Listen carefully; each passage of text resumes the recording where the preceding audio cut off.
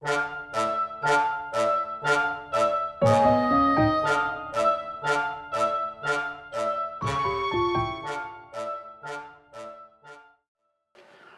everyone, this is Jeff Thiel from Motorose Music, and I am here with some album art. I did one, I don't know, a few weeks ago, and it was a first pressing of Elvis Presley's first album.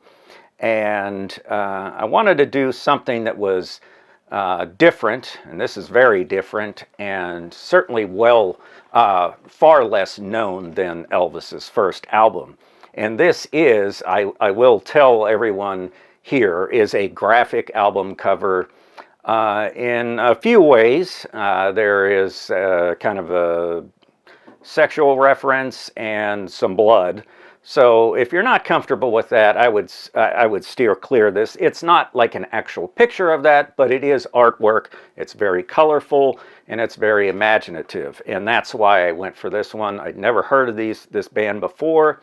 And it's just, if I don't know them, the artist, and it's not iconic, it's got to be something that's very eye-catching. And it can be graphic, it can be controversial, but, in the end, it's artwork. And as long as it's not, very mean-spirited and offensive in that way, I wouldn't collect something like that. There are some things that I have found in my collection that it's different times. So, and this is something that certainly wouldn't fly today, I'm sure.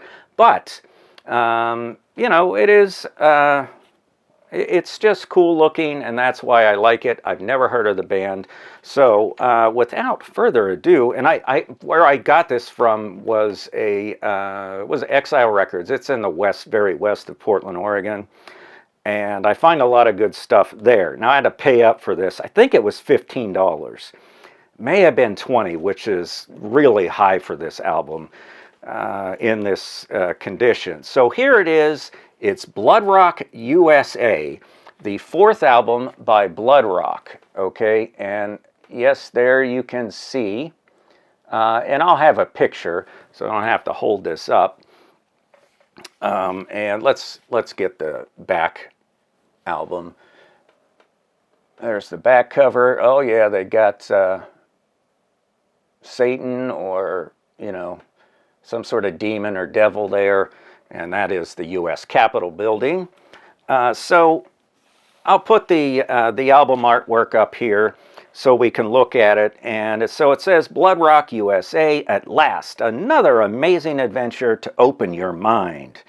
So, and we have this green, is that yeah, it must, oh, it is. I see. Good Lord.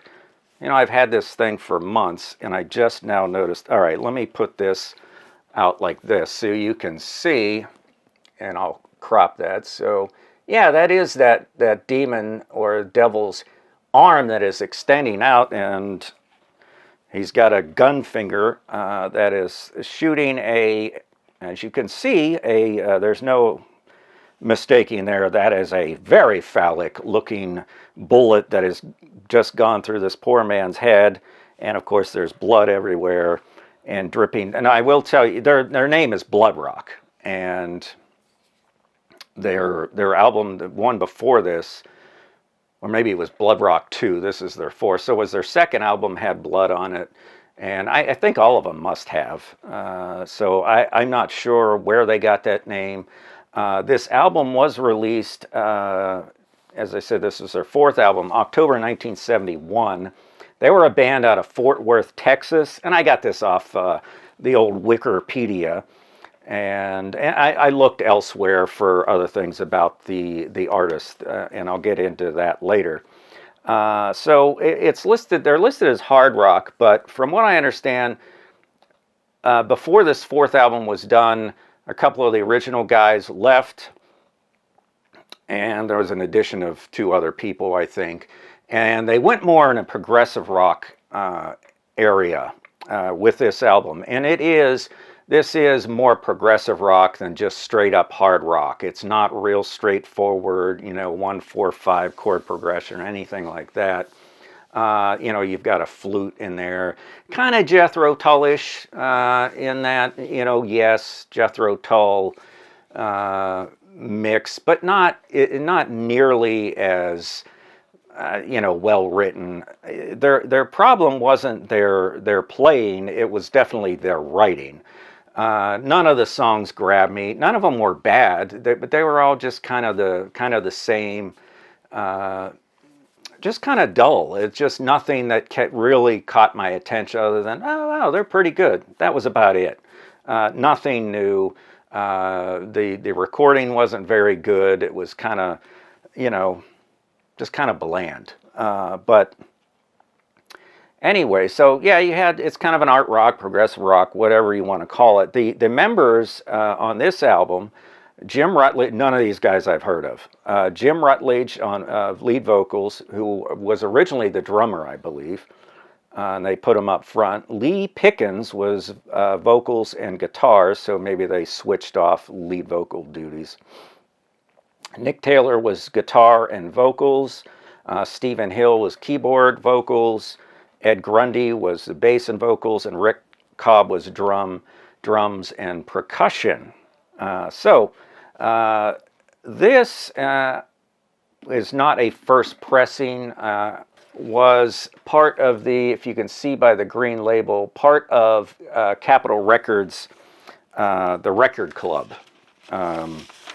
That is what I found. I looked on a site called Disc.org, I think it was called. It was one of those sites.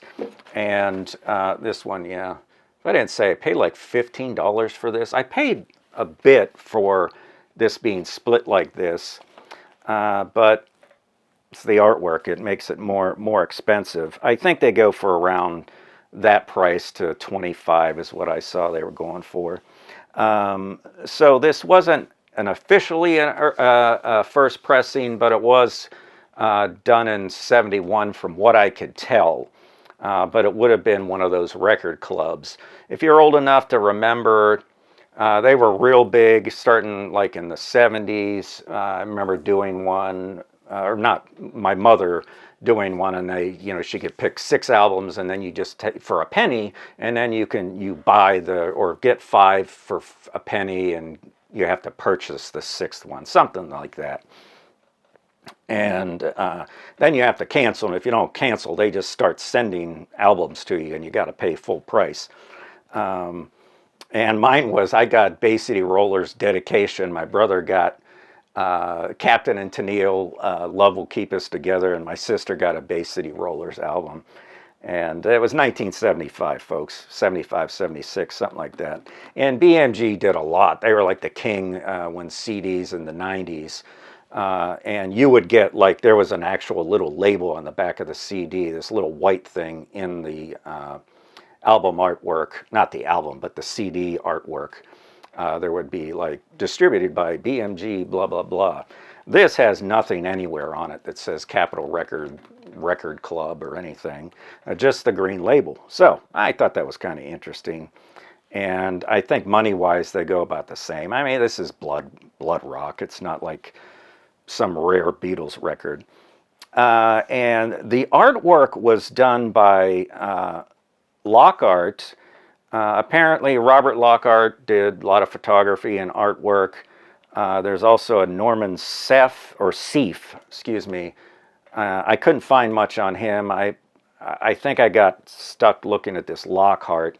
And I know that he did Can't Buy a Thrill for Steely Dan's first album, I think it was, and some other ones, and they were all colorful like this. Lockhart, I think, did a lot of photography. He did some of Joni Mitchell, did some famous photographs of her, I believe, and damn, I can't remember. But anyways, that's who that is. I think Lockhart probably did a lot more in the music business than Blood Rock did. And their most successful was Blood Rock 2. It went to number 21. This like peaked at like number 160 on the top 200. and they had a single called DOA that hit number 36. I never heard of it, and I think it was pretty graphic. There were some cities where they banned it because it, you know, I mean, it's DOA, Dead on Arrival. So the music doesn't sound like their name, you know, so it's not, you know, doesn't necessarily fit, but, you know, that was their image. And so, you know, there you have it. Definitely the most kind of gruesome album cover I had. Let me know if you know of any that kind of compete with this. I know there are plenty out there. I've seen them. And, you know, let me know. Maybe this, you don't find that bad, or maybe you do. I don't know. But I hope you found this informative and entertaining. If so, give us a like and subscribe to the channel if you are not. And as I always say, keep rock alive.